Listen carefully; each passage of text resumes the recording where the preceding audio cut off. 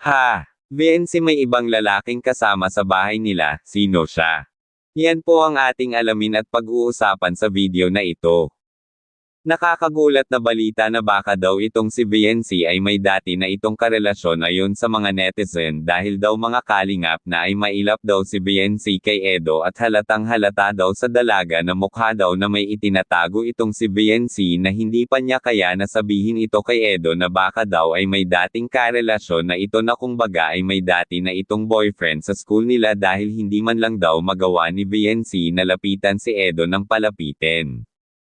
Kaya naman pinagdududahan talaga siya ng mga netizen na baka daw ay may karelasyon na ito ngayon. Mga kalingap, ito lang po ay nakikita ko lamang sa mga iilan na mga netizen na nagsasabi ng ganitong mga pananalita. Mga kalingap, kung totoo man talaga na may karelasyon itong si VNC ay sana hindi mangyari na may iba itong kasamang lalaki sa bahay nila dahil kung sakali man na magkatotoo iyon ay labis siguro ang kalungkutan ni Edo sa ngayon at hindi na talaga niya magawa pang main love sa mga kababaihan.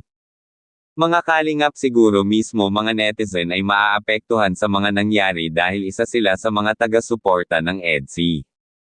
Kaya sana naman ay wag mangyari iyon dahil baka mapano pa si Edo kapag masasaktan muli siya ni VNC. Gayunpaman, mas mainam talaga ay wag paapekto si Edo at VNC sa mga taong malapit sa kanila na baka ito pa ang dahilan na masira ang kanilang pagkakaibigan. Kaya hanggang dito na lang po muli mga kalingap ang ating ginawang mixing reaction video. Maraming salamat po muli sa inyo sa patuloy nyo na panunood at suporta.